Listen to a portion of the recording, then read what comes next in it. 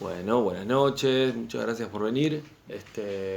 Gracias principalmente a las profesoras Mariana Baranchuk y Victoria Pirrota que se dieron gentilmente la segunda parte de sus clases para que podamos hacer este encuentro de lo que en principio hemos dado a llamar el Museo Universitario Popular y Experimental.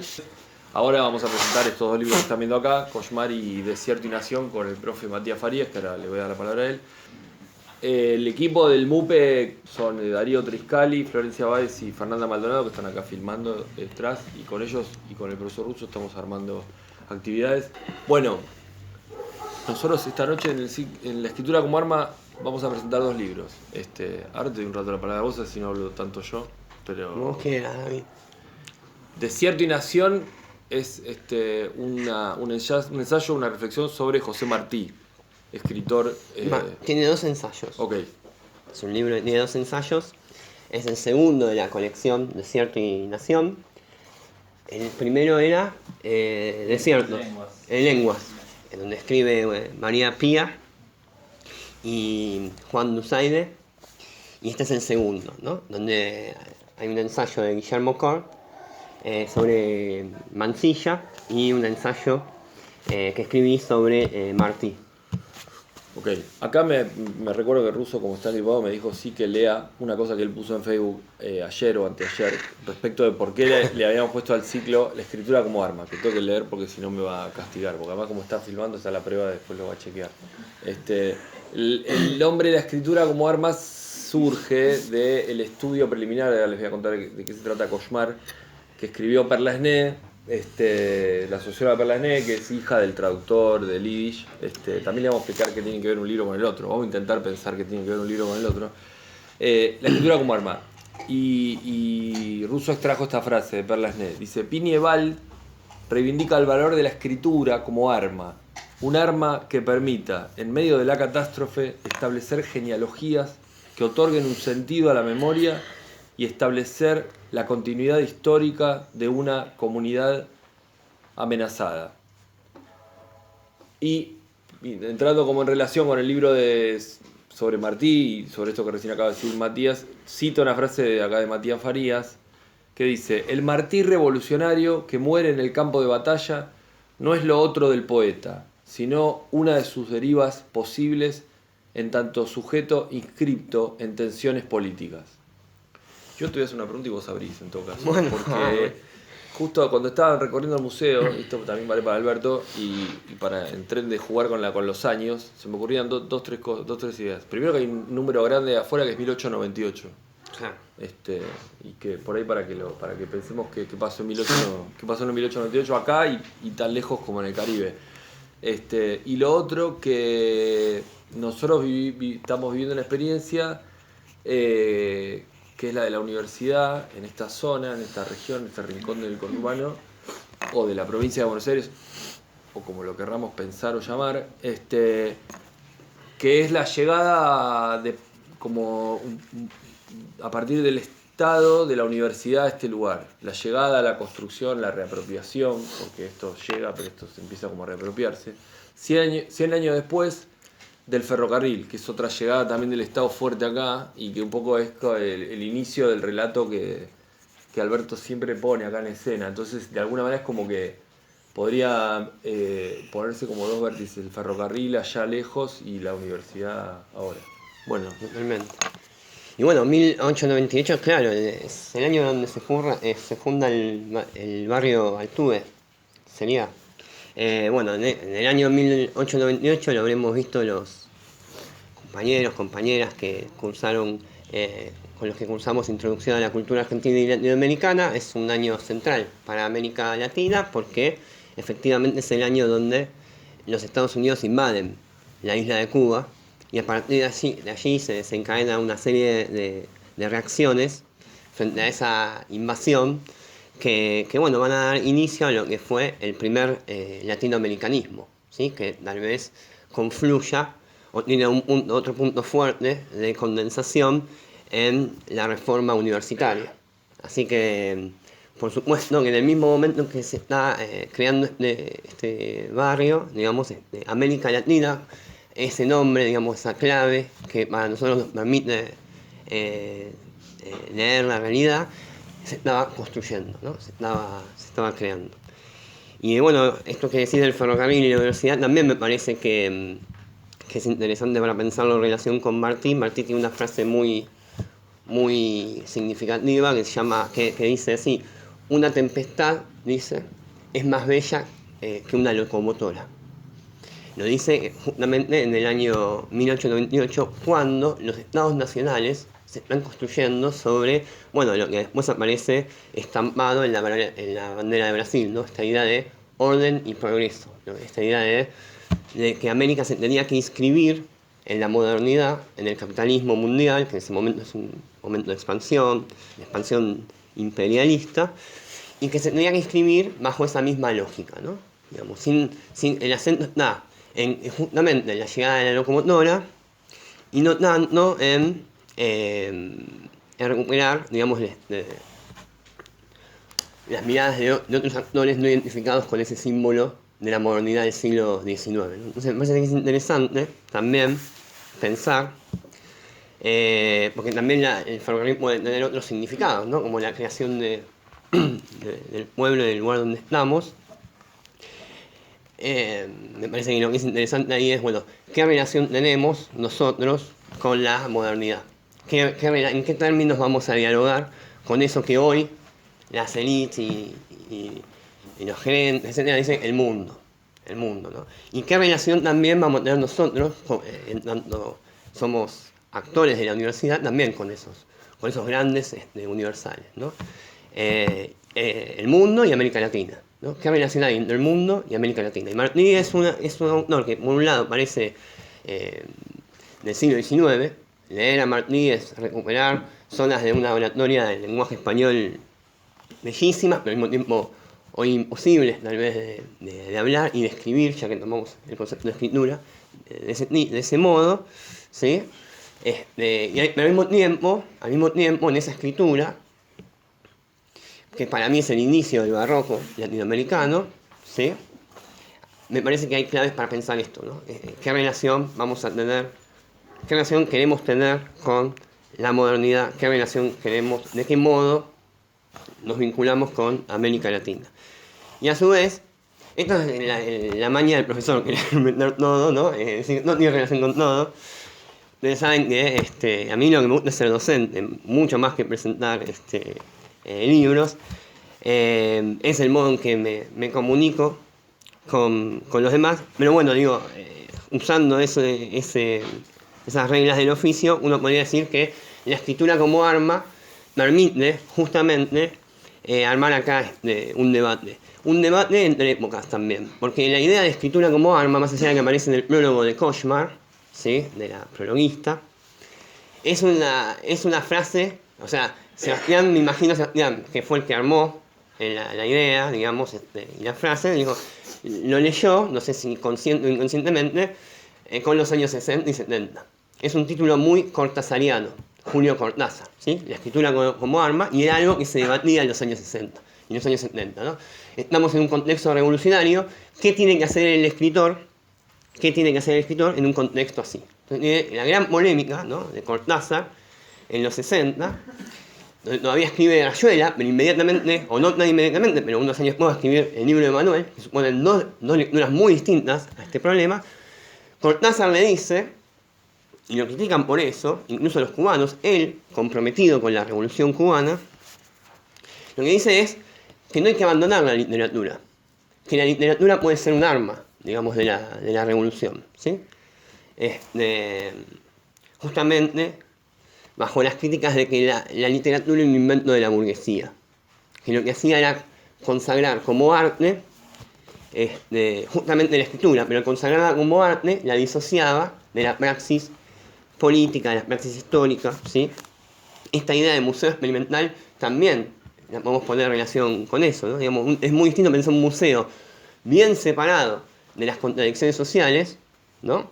Entonces reunimos objetos sagrados, más o menos con más o menos aura, o construimos un museo que experimental, ¿no? Que dialogue y que trate de poner en tensión la lógica que de algún modo gobierna la praxis social, ¿sí? Entonces, es una manera de entrar a partir de los 70, que es algo que de algún modo a mí también me pasó cuando tuve que escribir el ensayo sobre Martí, que se llama algo así como José Martí, Poesía y Revolución, una modernidad alternativa, ¿sí? Una modernidad alternativa. ¿Por qué me pasó a mí? Porque en verdad yo soy un lector de un poeta que se llama Francisco Urondo, ¿no? Que es un revolucionario, un compañero hoy desaparecido, ¿no? Y que de algún modo, digamos, a mí me parecía que Urondo era un poeta que había escrito años antes de desaparecer un texto que se llama Adolecer, un poemario que se llama Adolecer, donde reconstruía la historia de Pancho Ramírez con la Delfina. Pancho Ramírez es un caudillo, digamos, del litoral del siglo XIX, y su amor con la Delfina, y narraba de algún modo las batallas de Pancho y la Delfina contra el centralismo porteño, ¿sí? Y en ese poemario lo que aparece es una idea que a mí me parecía que era interesante para leer también, llevarlo un poco más atrás, o mejor dicho, para decirlo de otra manera, me parece que Urondo podía escribir ese poema porque tenía una tradición que de algún modo había iniciado Martí, de entender América como una suerte de modernidad justamente alternativa. Es decir, una modernidad que retoma la idea de libertad e igualdad moderna, pero que entiende que para llevarla adelante es necesario desandarla. Ir por pasos muy distintos, bien distintos, a aquellos que había asumido la modernidad cuando decía justamente cerremos esto bajo la idea de orden y progreso. Entra el ferrocarril, entra el criollo, pero quedan afuera los latinoamericanos, ¿sí? Entonces, esta idea de modernidad alternativa, el poema de Urondo se construye también sobre esa idea, porque justamente es la historia de los que quedan de algún modo desechados por la propia historia moderna, ¿no? En su avance, en su progreso, ¿se entiende? Entonces a mí me parecía como que los 70 eran un lugar interesante para pensar cómo se había tramado el vínculo, bueno, justamente entre poesía y revolución, entre escritura y política, entre literatura y realidad, como diría David Viñas. Y después hice más o menos los deberes, digamos, o sea, ¿qué quiere decir los deberes? Bueno, si la propuesta es pensar en la escritura como arma, pensar, bueno, ¿de qué modo esa idea, de qué modo esa idea, digamos, la podemos pensar en una obra como la de José Martí? Estamos hablando de José Martí, de alguien que para los cubanos, no puedo decir, la zona del Caribe, lo que para nosotros es San Martín, una cosa así, ¿sí? Es el gran héroe, ¿no?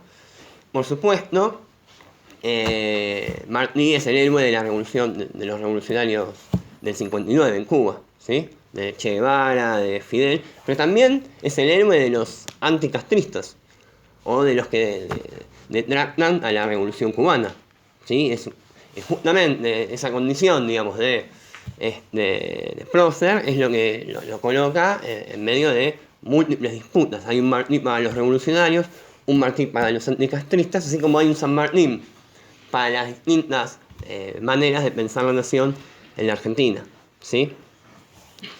Entonces la pregunta era, bueno, ¿cómo pensar la idea de escritura como arma en la obra de Martí? Martí, eso valga la paradoja, ¿no?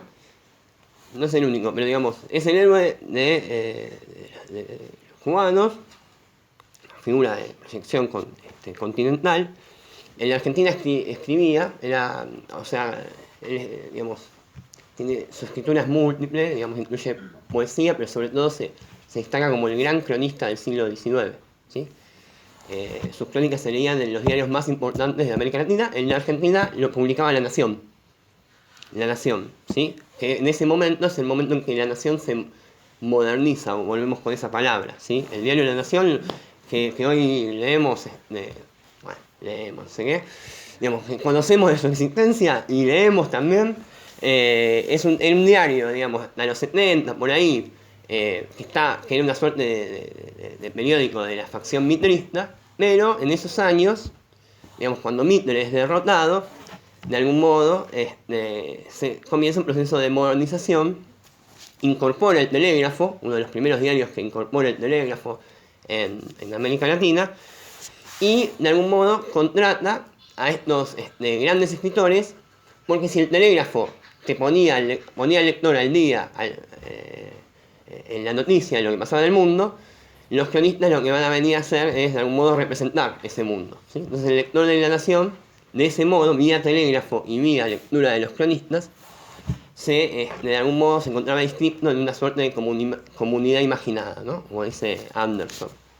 Es decir, compartía esta idea, podía tener la percepción de que formaba parte de un mundo más amplio que el de su clase.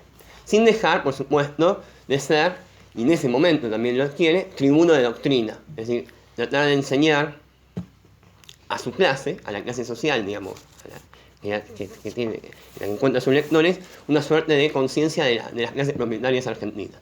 Y las dos cosas, se convierte La Nación en eso, ¿no? Entonces fue un cronista, vivía de eso, ¿sí? Vivía de sus crónicas, fue un poeta y fue alguien que tenía un poder oratorio fenomenal, descomunal, ¿sí? Es el que escribe al mismo tiempo manifiestos. Manifiesto de Montecristi es uno de los más famosos, la fundación del Partido Revolucionario Cubano. Es decir, es alguien que está pensando la política en una zona, en un lugar donde los procesos independentistas no han, para decirlo también con el lenguaje del progreso rápidamente, no han llegado. ¿Sí? Cuba es uno de los pocos países latinoamericanos que todavía en 1898 no se había liberado. Cuba y Puerto Rico eran, digamos, esos dos países no habían declarado formalmente la independencia, como en el Río de la Plata, bueno, en todos esos lugares, ¿no? Bueno, les decía, es un prócer de la historia cubana, pero vivió muy poco en Cuba. O sea, su escritura es la de un exiliado. Todo el tiempo tiene una vida itinerante, es decir, hasta los 16 años vive en Cuba, ahí lo meten preso. Lo meten preso porque es parte de la prensa que conspira contra el orden colonial. Y lo que en Cuba se llama la Guerra de los 10 años, ¿sí? Lo meten preso, un presidio muy fuerte, digamos, cruento, que le va a traer secuelas a lo largo de toda su vida, físicas, ¿sí? Hasta que él le otorgan a los 2 años el destierro y se va a España. A partir de ahí empieza un periplo súper itinerante, ¿sí? Está en España, pero después va a México, de México en general se pelea con todo, digamos, el poder político, se tiene que ir a otro lugar. México pasa a Guatemala, de Guatemala a Venezuela, Venezuela a New York, New York vuelve en una tregua a Cuba, Venezuela de vuelta y después New York. Y en New York, o sea, su obra más conocida, sus crónicas más conocidas, la va a escribir en New York en la década del 80. En un momento donde los revolucionarios cubanos están derrotados y en un momento donde New York se convierte en una metrópoli, tal vez en una de las primeras grandes metrópolis del mundo, ¿sí? Entonces, tiene la posibilidad de ver justamente qué es la modernidad. Digamos, es un testigo de primera vista de qué es la modernidad. Entonces, primera figura de la escritura como arma, Martí, claramente como la escritura como arma del exiliado, ¿no? Esa es una idea, un tema, una mancha temática que aparece a lo largo de toda su obra. Pero no solo en clave romántica, con esta idea de que la lengua es la patria del exiliado, sino también más que la lengua, la escritura como un espacio, como una zona donde se puede disputar la patria al enemigo. Se puede imaginar otra patria. Se puede litigar sobre ese presente, digamos, de la patria, ¿no?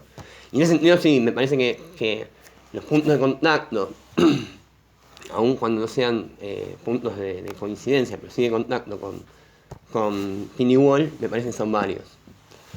Segundo punto, la cuestión de la redefinición de la belleza, ¿sí? O sea, otra de las zonas sobre, uno puede decir, la escritura funciona como arma en Martí, es justamente esta idea de redefinir qué significa lo bello para alguien que se gana la vida con los nuevos medios de comunicación masiva moderna en una metrópoli que digamos, es el paradigma de la modernidad y además se cree en la modernidad. En ese momento los neoyorquinos seguramente se imaginaban, como se imaginan los norteamericanos, que eran ellos mismos la modernidad. ¿Sí? O sea, Estados Unidos tiene sobre sí esa mirada y eso en gran medida se concentra en esa ciudad. Esta idea de la sociedad cosmopolita, lo que sea, pero también esta idea de una sociedad que es capaz de construir cosas que vencen la resistencia de la naturaleza. ¿Sí? Y que después va a quedar condensada en la frase de Kennedy en los 60. Este país necesariamente tiene que viajar a la luna. ¿Por qué? Porque justamente la modernidad significa vencer la resistencia, digamos, de la naturaleza. Entonces, yo acá, en este momento, que me parece más interesante, les quería compartir cómo piensa la belleza Martí a partir de un poema que me da un poco de vergüenza leerlo, porque quedaría medio cursi, pero que me parece fenomenal. Ustedes imagínense, un tipo escribe en los grandes medios latinoamericanos, está en medio, digamos, de una sociedad que como le dije recién, se imagina como el paradigma de la modernidad. Miren las cosas que escriben, ¿no? Esto después lo va a hacer canción, ya que hablamos de música, lo va a hacer canción de Pablo Milanés. Traigo de los versos sencillos. Es rubia, el cabello suelto, da más luz al ojo moro. Voy desde entonces envuelto en un torbellino de oro. La abeja estival que zumba, más ágil por la flor nueva. No dice como antes tumba, Eva dice, todo es Eva. Bajo al oscuro, al temido raudal de la catarata, y brilla el iris tendido sobre las hojas de plata. Miro ceñudo la agreste pompa del monte irritado, y del alma azul celeste brota un jacinto rosado. Voy por el bosque a paseo, a la laguna vecina, y entre las ramas la veo, y por el agua camina. La serpiente del jardín silba, escupe y se resbala por su agujero. El clarín me tiende trinando el ala. Arpa soy, salterio soy, donde vibra el universo. Vengo del sol y al sol voy. Soy el amor, soy el verso. ¿No? O sea, no aparece nada de la modernidad, ¿no? No aparece ningún ferrocarril, ninguna chimenea, ningún bullicio, nada de eso. Sino que lo que aparece, ¿qué es lo que aparece? Lo que acabamos de leer. Es un sujeto que entiende que ahora el objeto de la poesía no puede ser sino el yo. Ahí está su modernidad. ¿Sí? El único objeto legítimo de la poesía en la modernidad es el yo, ¿sí? Pero es un yo que descubre su identidad con la naturaleza, en un proceso de progresiva espiritualización. Primero se confunde un poco, la busca Eva, pero se confunde en un torbellino de oro. Ahí aparece la lógica de la mercancía, uno podría decir, de la mercancía, digamos, ciudadana, pero luego, cuando brota de su alma un jacinto rosado, descubre que él está en coincidencia con la naturaleza. Pero una naturaleza que no es la naturaleza que vemos con Sarmiento, ¿no? Cuando Sarmiento decía, el mal que aqueja a la nación es la extensión, ¿no? El tigre. No, es una naturaleza, justamente, prolífera, productiva, pero no productiva al modo del capital, ¿sí? Es espíritu. La naturaleza es espíritu, ¿sí? La naturaleza es espíritu. Y el sujeto, entonces, en un tiempo donde caen los dioses, donde parece que nada tiene fundamento, a través del arte y a través de la poesía, y a partir de esta idea de belleza, salterio soy, ¿no? Es decir, el lugar donde vibran todas las músicas, puede tener algún tipo de referencia. Vengo del sol y al sol voy, ¿no? Entonces a mí me parece que... Sí. Por ahí el sol dice por ella que era rubia, ¿no? Bueno. Por ella. Es el camino, ¿no? Uno puede decir, acá hay una lógica platónica, a partir de algunos elementos, digamos, bellos, termina en, digamos, conduciéndose hacia a la belleza. Pero es una belleza que es, al mismo tiempo, esto de algún modo quería como subrayar, ¿no? Es, al mismo tiempo, moderna, que la poesía habla del yo, y de la posibilidad del yo de recuperarse a sí mismo, de no extraviarse en medio de la metrópoli, de la ciudad, de la lógica de la mercancía, ¿sí? Pero es al mismo tiempo un yo que a través de la belleza se recupera o se reconoce a sí mismo bajo lógicas otras a las de orden y progreso. Ese es el lugar de la belleza. Sí. Lo que me hace acordar a los temas de Hölderlin, así que tiene que ver con esa cuestión de la naturaleza, lo de la brillantez como la belleza y todo eso. Bueno, hay una clara conexión con todo el romanticismo, claramente. Uno puede decir, ¿cuál es el peligro que sigue después de la poesía latinoamericana? Bueno, después de Martín uno puede decir, viene Darío. Y ya ahí la naturaleza no existe más, ¿no? Vienen los paraísos artificiales así definidos, ¿no? Por el propio Darío, los paraísos artificiales de la droga, el escapismo, el orientalismo, ¿sí? La naturaleza ahí queda en un lugar. Pero lo que es interesante es que en algún modo también se está invirtiendo acá, o se está trabajando de manera, digamos, crítica, por eso en esta redefinición de la belleza hay un ejercicio de la crítica, con esta idea de identificar América con la naturaleza y Europa con la razón, ¿sí? La naturaleza de Martí es razón, es espíritu.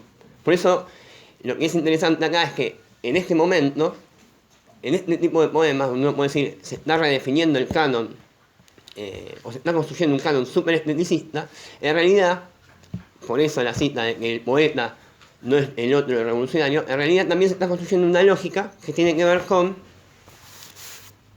colocar una crítica dentro de la modernidad a la propia modernidad, ¿sí?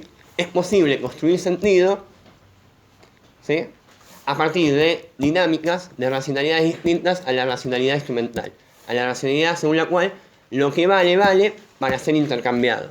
Acá aparece otra lógica, ¿sí? Eso me parecía como que es interesante.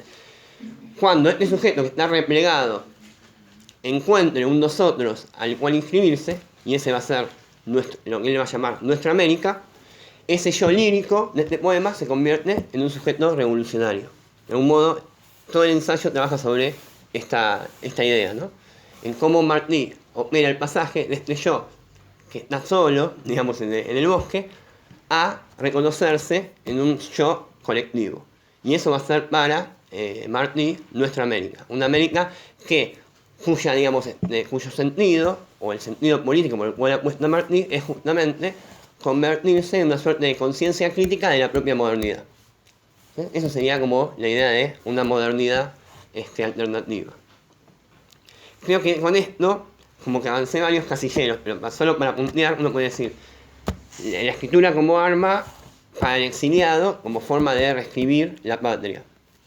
La escritura como arma de redefinición de la belleza, para encontrar lógicas alternativas a la lógica que gobierna el orden social. La escritura como crítica, lo que vamos a ver, o sea, aparece la idea del arma de la crítica, sin, digamos, para no aburrirnos, yo había pensado en dos momentos, los menciono nomás. Uno es esta idea de cómo a través de la escritura se puede trabajar sobre la desautomatización de los sentidos ya cristalizados, o para decirlo de manera más fácil, digamos, luchar contra el propio sentido común, ¿sí? Hay un momento muy interesante, una de las cosas que más se conocen de Martí, una de las críticas que más se conocen, es la de los mártires de Chicago, ¿sí? Cuando narra, digamos, Martí cómo condena a muerte a los trabajadores anarquistas que protestaban en el mayo del 85, ¿sí? Bueno, Martí, digamos, condena esa ejecución de los trabajadores 3 años después. Antes, digamos, acepta el sentido común y cree que son culpables esos trabajadores, que estaban bien muertos, ¿sí?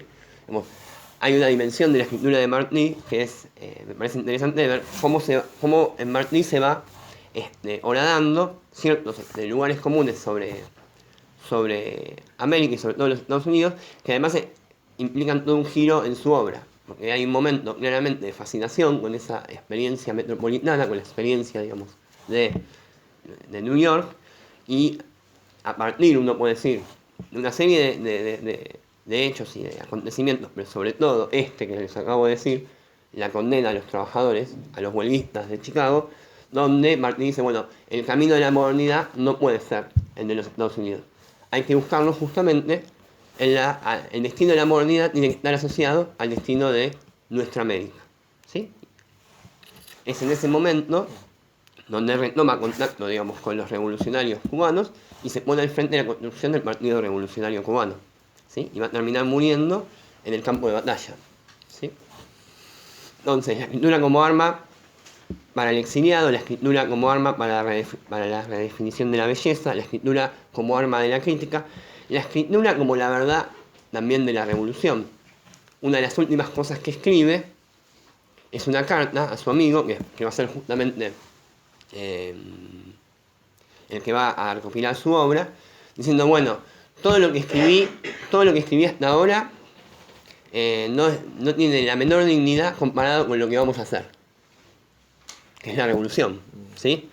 Lo interesante es que vuelve esa tensión, ¿no? La tensión de la discusión de la que hablábamos al inicio entre Collados y Cortázar, ¿no? Digamos, la revolución es el momento donde la escritura, digamos, entra en suspenso, o aún en ese mismo momento no se deja de pensar a la acción política misma en clave de escritura, ¿no? Porque es una página, al fin y al cabo, lo que se va a escribir también con la revolución, ¿sí?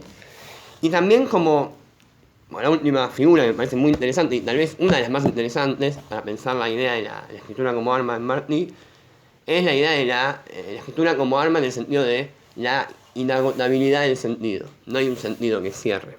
Martí, cuando escribía lo que escribía, uno, desde el punto de vista de las clases y de la historia, uno puede decir, bueno, está situado en tal contexto, con tal sociedad, tales relaciones de producción, etcétera, etcétera. No podía sospechar Martí que a partir de su escritura iba a adquirir los sentidos que después adquirió en la historia latinoamericana. Martí no podía saber de que estaba escribiendo para Fidel y Ernesto Che Guevara, ¿sí? Y sin embargo, uno puede decir que sin esa lectura, Martí no hubiera escrito lo que efectivamente escribió, ¿sí? De modo tal que uno puede decir, aún a riesgo de anacronismo, que la revolución que hizo escribir y fundar Martí es también la revolución que imaginaron, ¿no?, las distintas generaciones de latinoamericanos a lo largo de todo el siglo XIX, de todo el siglo XX, ¿sí? Y también estas ideas de construir una modernidad alternativa, con todos los límites que eso presenta, justamente, ¿no? ¿Hasta qué punto puede uno pensar en términos modernos una alternativa a la modernidad? ¿Sí? ¿Hasta qué punto? Que es la misma pregunta que vamos a hacer, pero de otro modo, diciendo hasta qué punto Martí, criticando a Sarmiento, ustedes saben que Martí sostenía la idea de que en América Latina no hay distinción entre civilización y barbarie. Ese clivaje no. Lo que hay es la distinción entre naturaleza y falsa erudición. Una manera de entender a América a partir de los libros artificiales y una manera de pensarla a partir de su propia naturaleza, de sus propios sujetos, ¿no? La idea de redefinir la belleza para Martí también significaba reescribir la historia y reescribir las tradiciones, ¿sí? Se quejaba Martí, dice, ¿por qué en Latinoamérica leemos a Homero y no leemos a los pueblos mayas? ¿Qué tiene, digamos, por qué no podemos aprender de esa experiencia, ¿no? Cuando él habla de falsa erudición, está hablando justamente de ese problema, también es un problema cultural y políticamente relevante, que es lo de las ideas fuera de lugar, ¿no? La idea de pensar con ideas que tienen un contexto de producción otro al de la realidad que vivimos. Pero uno podría también preguntarle a Martí hasta qué punto, aún diciendo eso, no deja de ser sarmientino. Porque en última instancia la idea de la modernidad alternativa significa tratar de poner en diálogo el ferrocarril, Altuve, ¿no?, con sus clases populares, ¿sí? Clases populares, con sus historias, con todas las historias que ustedes quieren recuperar con el movement, ¿sí? En clave moderna, digamos, la modernidad más cruel, más salvaje, en el mismo sentido que se habla del capitalismo salvaje, es como Forrest Gump. Es así. Forrest Gump, ¿qué hace? Corre. Y uno tiene la sensación, aún cuando es melodramático, lo que ve la película y dice, bueno, siempre queda lo mejor. Siempre queda lo mejor. Nos conciliamos con ese personaje. Esa es la historia, es una manera de pensar la modernidad, ¿no? Entonces, Martí forma parte de aquellos que creen que la modernidad se tiene que fundar en otro tipo de gesto. No un tipo que corre solo, ¿no? Sino en la recuperación de las memorias desoídas,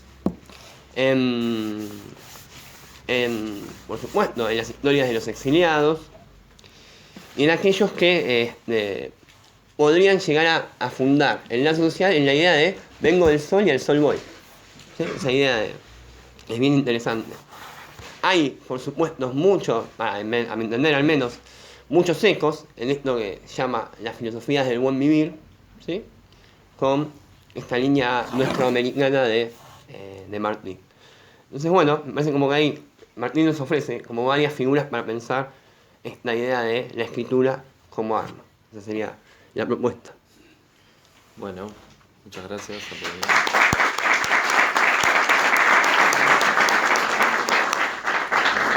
Igual me gustaría que esto fuera como intentar presentar al otro personaje de Pinegal y después hacerlo más dialogado, incluso que puedan intervenir también. Un poco a la manera de esos textos clásicos, Vidas Paralelas de Plutarco, que yo no leí. Alguna vez escuché Vidas Paralelas de Plutarco y siempre pero sería la idea de ciertos personajes que pueden llegar a compartir un tiempo histórico, no necesariamente en el mismo espacio, pero sí alguna coincidencia espacio-temporal y que uno los puede relacionar. Esto caso, hasta incluso cuando pensábamos la presentación de ambos libros, podía sonar hasta forzado. Sin embargo, más lo escucho a Matías y más relaciones le encuentro. ¿Por qué? Cuando hablamos de Pinieval, a diferencia de Martí, sí hablamos de un nació en Europa, digamos, nació en Polonia en 1886, muy cercano a los años que estás mencionando, incluso los Mártires de Chicago es del 85. En ese momento, 85-86. sí, Martí ya vivía ese tiempo en Estados Unidos. Claro, Martí es unos años mayor que Pinieval.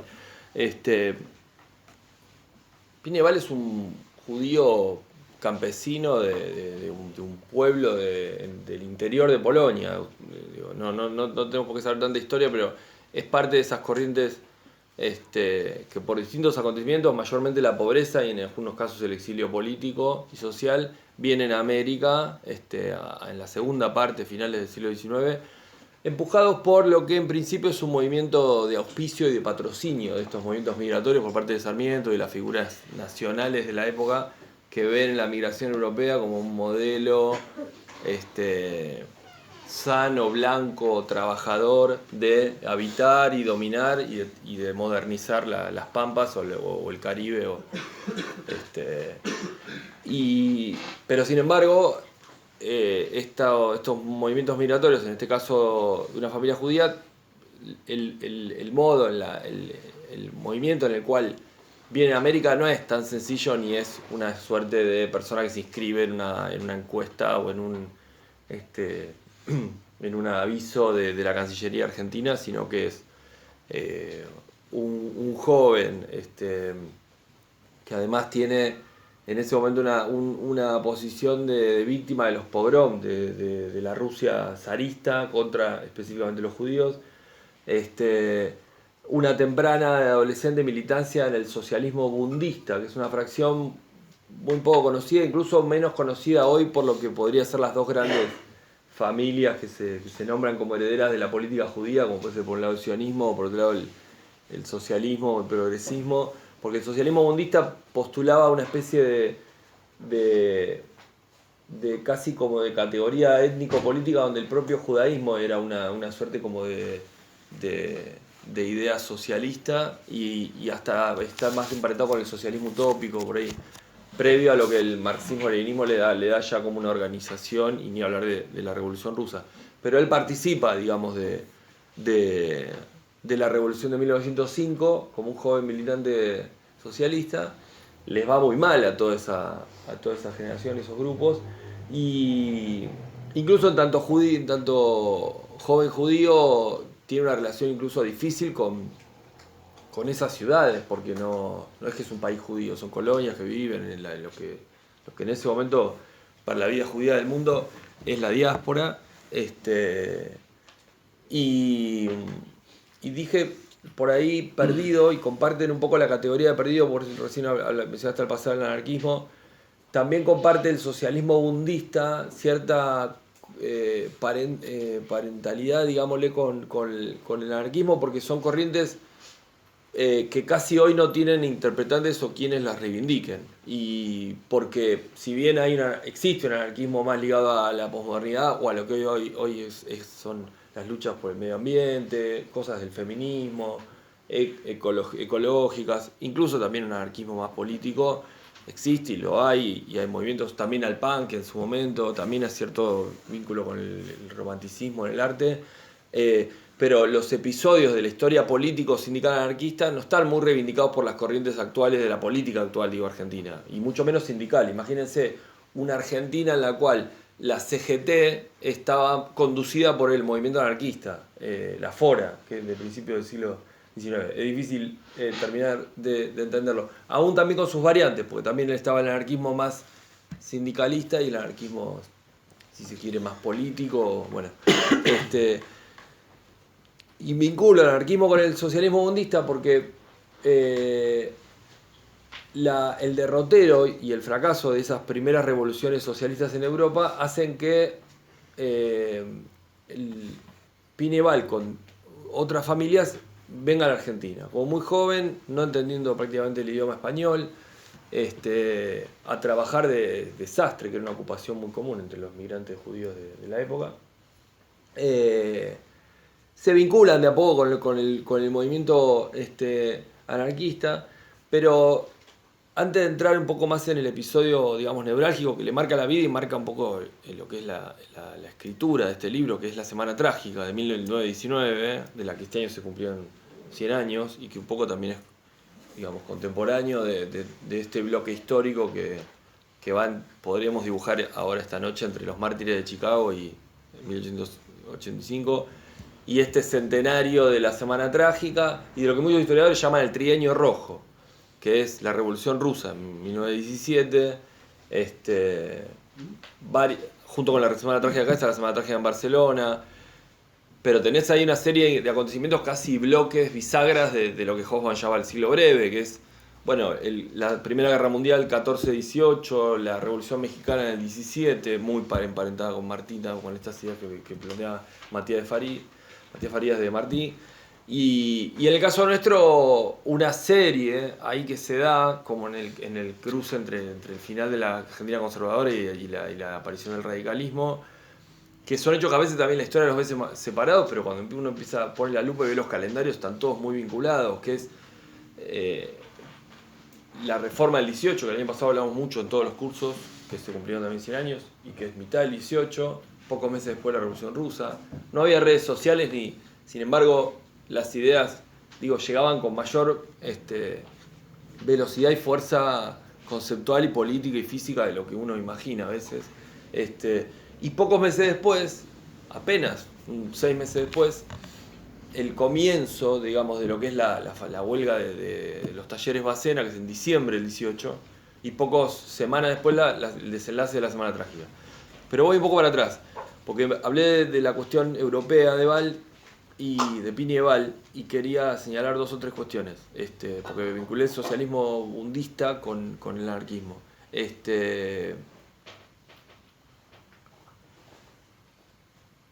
Él escribía en Yiddish. Este libro, que es un testimonio de su participación, que les voy a contar brevemente cuál fue durante la Semana Trágica, está escrito en Yiddish originalmente.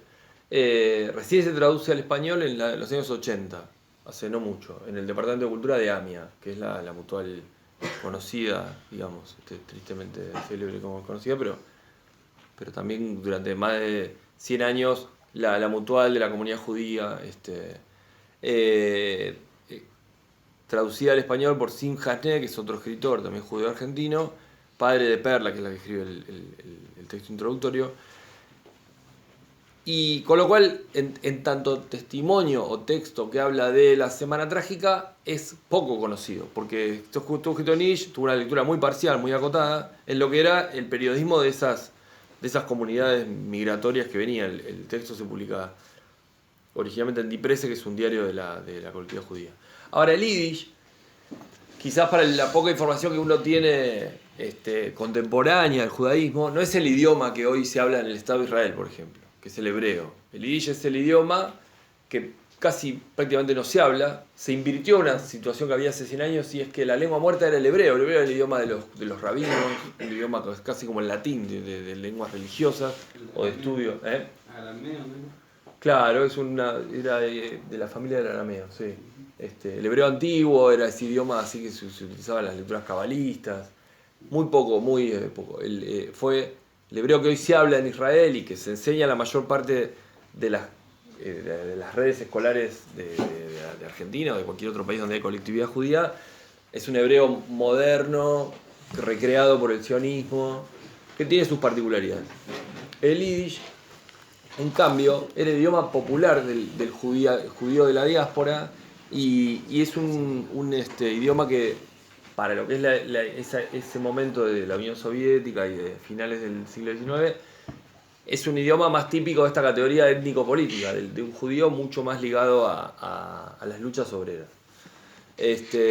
Ahora, un dato casi...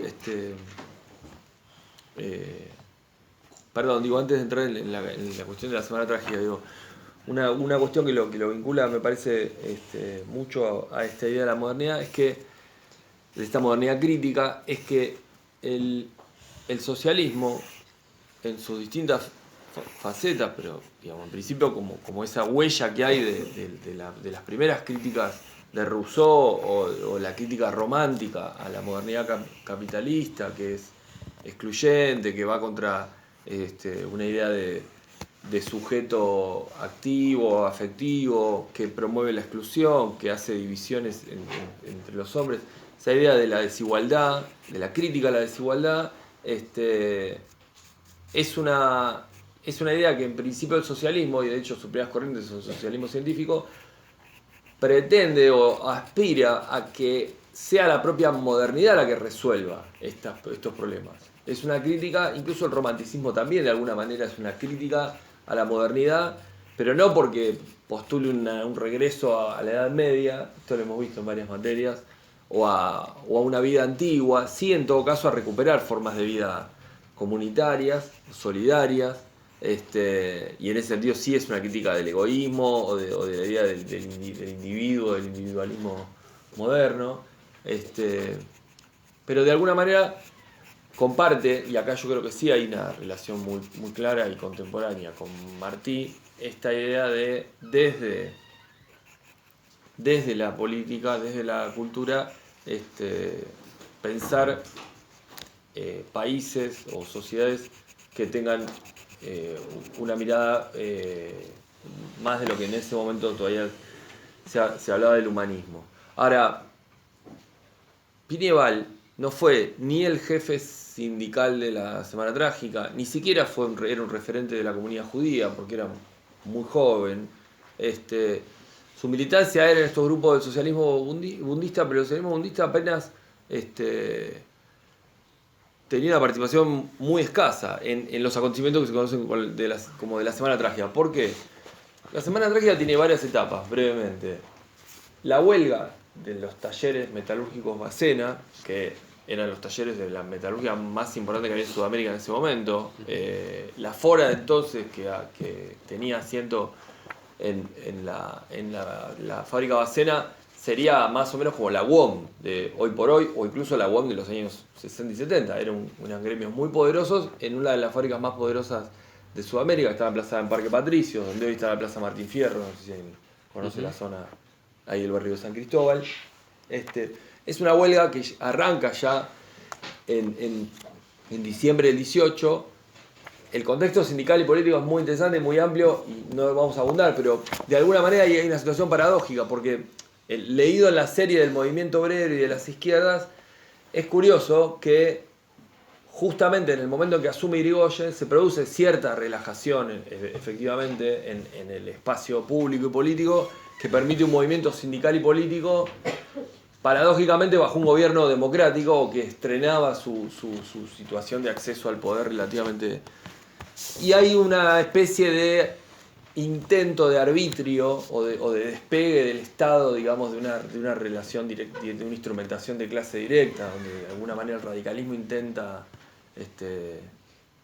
administrar el conflicto social, pero al mismo tiempo lo permite y lo exacerba y luego termina volcándose tanto en este episodio como en el de la Semana Trágica, que es en el 21, como el de los Quebrachales, directamente ejecutando la represión o mandándola a producir la represión, porque bueno, directamente es lo que sucede, pero con características específicas que vamos a ver.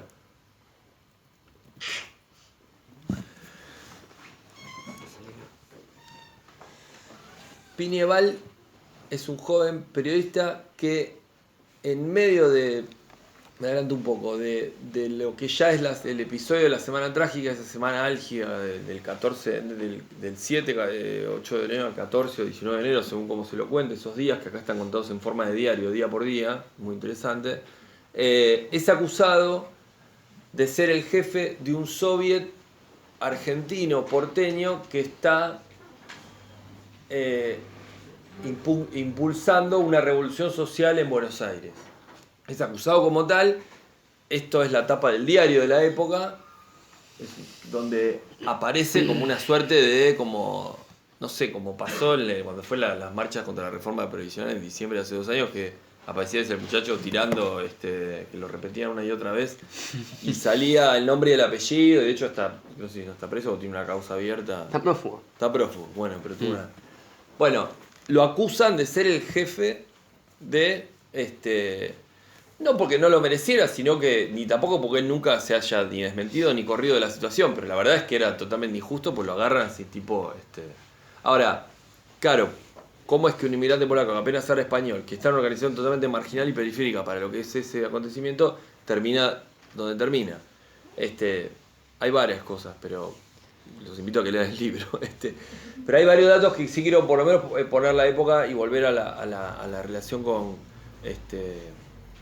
con Martí, básicamente. En 1909, 10 años antes, el coronel Ramón Falcón, jefe de la policía de Buenos Aires, fue asesinado en un magnicidio mano a mano por Simón Radovisky, militante anarquista judío.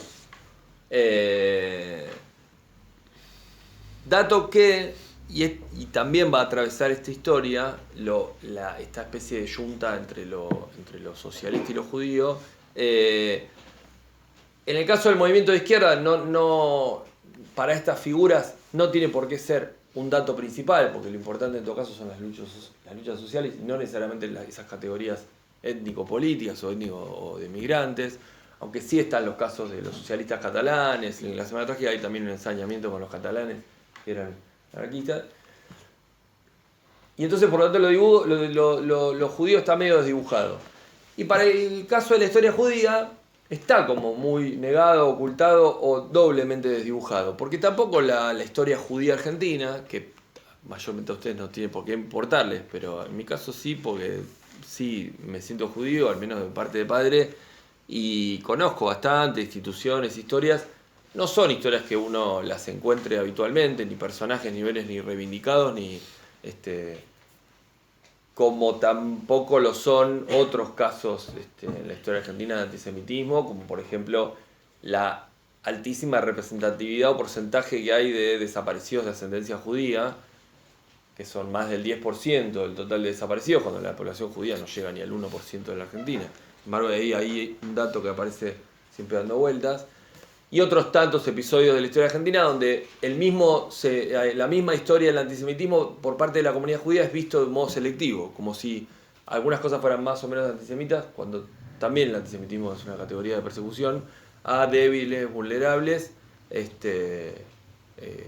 ni hablar cuando también son mujeres, y otros temas. Entonces digo, es un episodio, la cuestión de Piñeval, la cuestión del pogrom, que ahora voy a hablar de eso, judío, es un episodio doblemente negado. El movimiento de izquierda no le presta una demasiada atención porque es un episodio más dentro de todos los desastres que sucedieron esos días en Buenos Aires. Y la historia judía tampoco le presta demasiada atención, porque decir, bueno, de hecho hay declaraciones de la época de dirigentes de la comunidad judía diciendo, bueno, son son algunos de los nuestros, no son todos los nuestros, son unos revoltosos, no son todos los judíos, son algunos loquitos, no sé, que están por ahí. Cuando no hay cosas directamente más jodidas, como por ejemplo el templo de la calle Libertad, la congregación israelita, que era como en ese momento era más de los que se llaman los judíos de galerita, los judíos de más de guita de la comunidad, que salen a repudiar la huelga, digamos. Pero bueno, ya sería largo. El punto es, volviendo a la cuestión de estas modernidades periféricas o alternativas, o cómo pensar la modernidad desde el socialismo o desde el americanismo. ¿Qué pasa con los inmigrantes y porque acá ahí tenemos una película que dura como, por lo menos, bueno, uno a nivel largo no es difícil encontrar el principio y no ha terminado aún, porque estos temas todavía se actualizan permanentemente.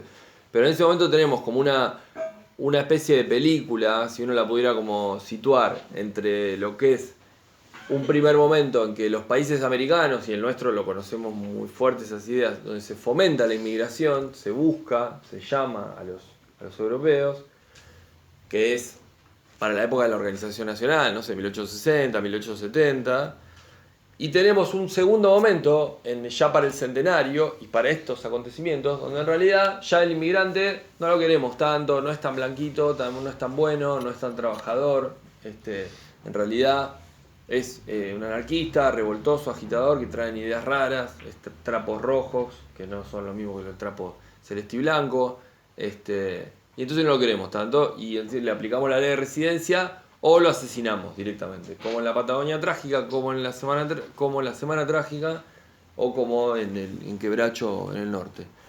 Y con el gaucho o las figuras más telúricas pasa a la inversa.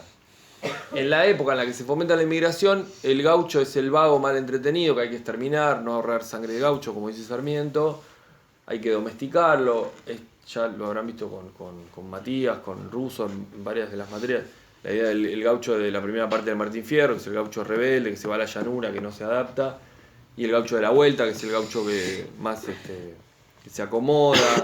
Y de ahí al gaucho en segundo sombra de Areco, que es el gaucho peón de Huiralde, tranquilo, que prepara el asado, que no molesta, que no habla, que está tranquilo ahí. Entonces, si es gaucho y es bueno, es gauchito, flojo, que no se rebele. Hay una inversión. El inmigrante, 40 años antes, es blanco, bueno, lo queremos, pero en la Semana Trágica, en el centenario, ya no tanto. Y el gaucho al revés, el gaucho primero lo odiamos, lo masacramos, y en el centenario, cuando ya está casi que es una figura mítica que no existe, todos nos volvemos folcloristas, tradicionalistas, el gato y la chacarera, las boleadoras, la Argentina se vuelve gaucha de golpe, Lugones con el ganado, y digamos el gaucho se glorifica en ese momento, cuando ya prácticamente no tiene incidencia social desde el punto de vista. Sí lo tendrá simbólicamente, pero digo, como clase. Ahora, las paradojas de estos movimientos es que uno de los momentos más dramáticos del diario que narra Pineval es cuando cuenta que hay una noche que es el sábado de la semana, que es el momento más dramático, donde sucede el pogrom. Sucede en varios días, pero es el momento más trágico. Ahora les voy a explicar qué es pogrom y qué es lo que pasa. Los parapoliciales, que hay que decir también de dónde viene, la Liga Patriótica, la amenaza que esgrimen en la calle cuando van al barrio de judíos del Once de Villa Crespo es, los paran a los chicos, a los muchachos o a las chicas y les dicen que canten el himno nacional, y si no saben cantar el himno nacional los matan en el momento. Esa es una de las principales amenazas. Matar. De hecho, hay testimonios que van desde 700 a 1200 asesinados en prácticamente 48 o 72 horas. Es el episodio luctuoso ligado a un episodio político más grande que tiene Buenos Aires. Después, en todo caso, no es por la importancia del número, pero en todo caso casi junto con la masacre con el bombardeo de la Plaza de Mayo en el 55, con la fiebre amarilla, que no es directamente de carácter así de represión política, sino que es una especie como de epidemia pública. Todo esto contado por... hay muchísimos libros. Hay uno que es por ejemplo, del jefe de policía que cuenta sus memorias y habla de cómo es que se instrumentó la represión. Es paradójico, como un llamado, como una especie como de castigo por no conocer la cultura nacional a estos inmigrantes que no hablaban prácticamente el idioma. Y dos cosas para cerrar por lo menos esta parte.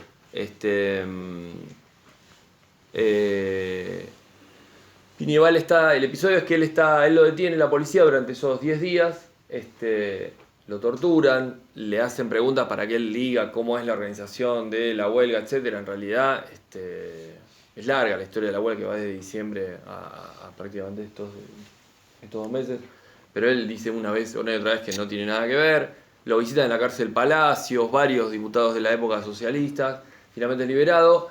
Él tarda 10 años en escribir este libro, recién en el año 29, cuando se cumplen 10 años, lo escribe en yiddish, no en español, aunque después sí escribe en español, y cuenta un diario para dejar testimonio, un poco como de los que nombraba a los argentinos, Cortázar, Urondo, habría que vincularlo, y de hecho Perlasné lo hace en el libro a Rodolfo Walsh, porque por el testimonio en este sentido, porque hay distintas tensiones. Siempre el testimonio en Walsh es como clave de diversas maneras, hasta el último texto, que es la Carta de la Dictadura, que ya es de carácter personal, el testimonio. Hay algo de eso en este texto, porque si bien en el momento que lo escriben no tiene el dramatismo, porque ella sobrevivió y es escrito años después, y en Ish y en un diario de circulación limitada, sí claramente hay una vocación de dejar testimonio político. El texto está construido por un poeta político. Es imposible pensar ese libro si no hay una conciencia de lo que él está contando, y lo que él está contando es el testimonio de una represión en la calle y una huelga. Ahora, porque yo decía doblemente ignorado el caso, y con esto cierro. ¿Qué es un pogrom? Ellos, digamos, este grupo, le llamo así étnico-político, tomando de prestado un concepto de Nerina Bisakovsky, que es una historiadora que trabaja el ICUS, que es otro grupo de historia, otro grupo de los inmigrantes judíos, venían de territorios en Europa donde también eran reprimidos. El pogrom es una especie de situación de saqueo casi como súbito que se produce en una aldea, en las aldeas judías, donde un grupo entraba, robaba, asesinaba, violaba mujeres y posiblemente hombres también, se llevaban cosas y se iban. Esto era una práctica habitual, el pogrom. Lo que sucede en Buenos Aires es un pogrom y contado de muchas maneras. Hay incluso periódicos de la época que toman fotos con un nivel de violencia muy alto. Y la idea de que es factible utilizar la palabra pogrom es porque hay un par de cuestiones que tienen que ver con la evolución de la conflictividad. La huelga se desata en diciembre, como les dije, tiene su desarrollo sindical, digamos, en cómo se va moviendo el sindicato, cómo se va moviendo la empresa. En determinado momento hay una trifulca en las puertas de la fábrica que terminan en el asesinato de 2 o 3 obreros. En el velatorio, esto es la historia conocida de la Semana Trágica, en el velatorio de esos asesinatos se produce una tal solidaridad de los comercios y de la gente de Buenos Aires que se convierte casi en una especie de marcha multitudinaria, que no era muy común que en esa época sucediera eso en Buenos Aires, el cortejo que va por toda la avenida Jujuy, Pueyrredón hasta Chacarita, y ese cortejo es tan multitudinario que la policía lo reprime, y ahí es donde se produce una especie como de gran provocación que descontrola absolutamente la ciudad. La ciudad se paraliza porque el comercio cierra, un poco por temor, inseguridad, otro poco por solidaridad. Imaginemos una semana de enero de Buenos Aires en 1919 sin aire acondicionado, tremendo calor, la ciudad, bueno.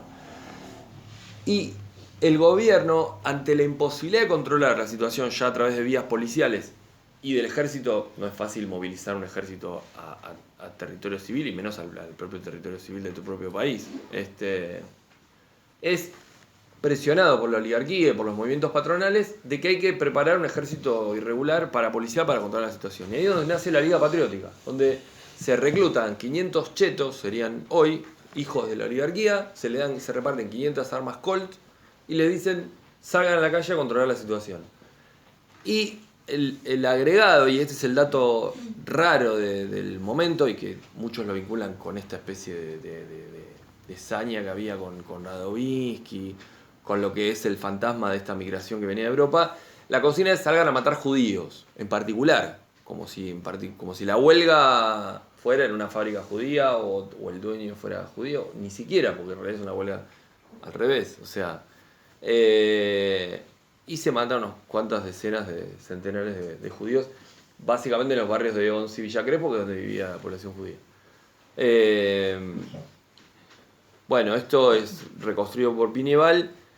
Y para cerrar, digo, la parte más literaria de la edición, el libro viene con un texto introductorio de Perla, y hay textos después que hablan del anarquismo de Christian Ferrer, de Kaufman, que habla también sobre la vertiente judía.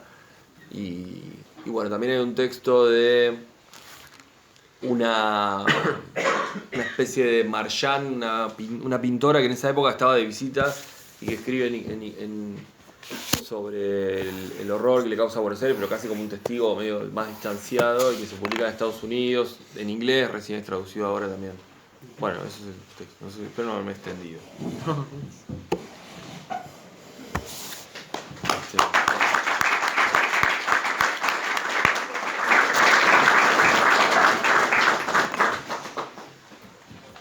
Nada, yo sobre Kosmar, una cosita.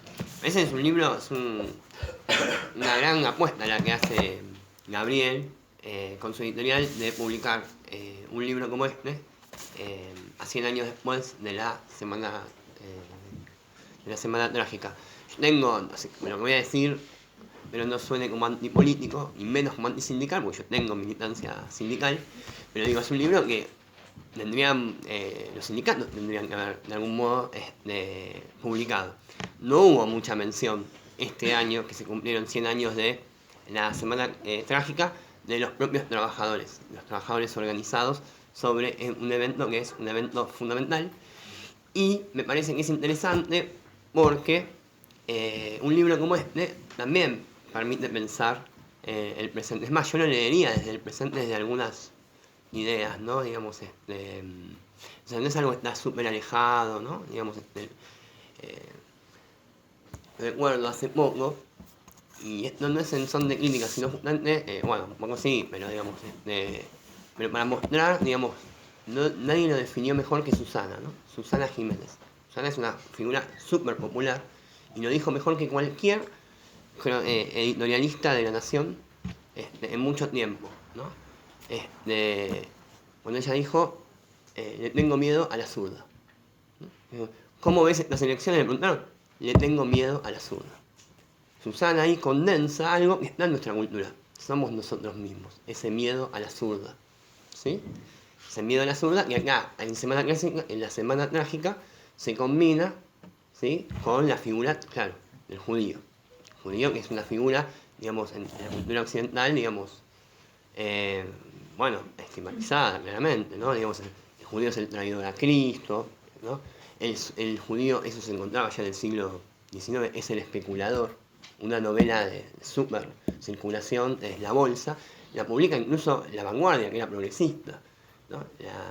Una novela donde el villano es un judío que especula, ¿sí?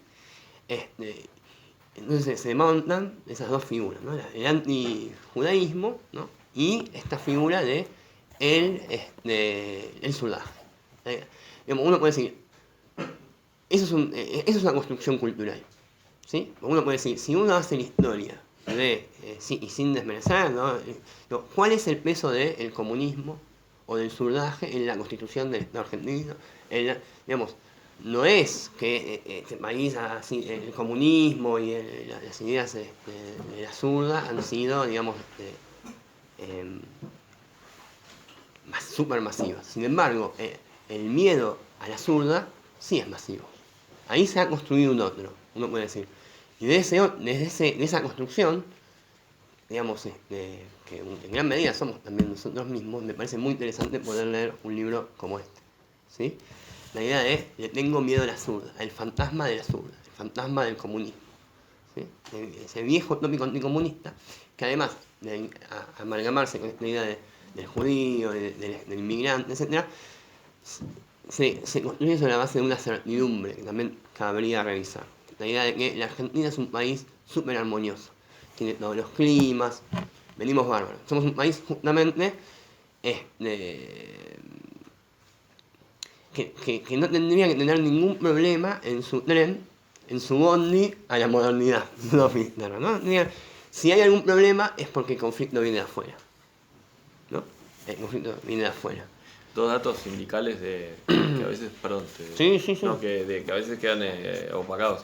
Desde el punto de vista, si bien tiene un tremendo saldo luctuoso, desde el punto de vista sindical, la Semana Trágica es un éxito, digamos, porque tal es el despelote que se arma que el gobierno después se ve obligado con la empresa a aceptar todas las cosas que pedían, que era, miren, para lo que valía el pliego de condiciones de esa huelga. Era el descanso dominical y el otro, el acortamiento de la jornada de trabajo a 8 horas. Además de otras cosas. Por ejemplo, todavía creo, si no me equivoco, que no existía la figura del salario. El sueldo se pagaba de muchas maneras. Se podía pagar con lo que en la época era el ticket de canasta. O sea que no era muy moderno tampoco. No era muy moderno tampoco. Las clases y yo, muchas gracias a Mariana, a Victoria por darnos este lugar. Todos los que vinieron acá, muchos compañeros que los tuvimos en la primera cursada. Me llena de emoción poder hablar de algo que escribí con todos ustedes. La verdad me pone muy contento. Bueno, lo mismo, comparto el agradecimiento y también que tengamos el espacio en la universidad está bueno, ¿no? Y a los editores de Cataluña.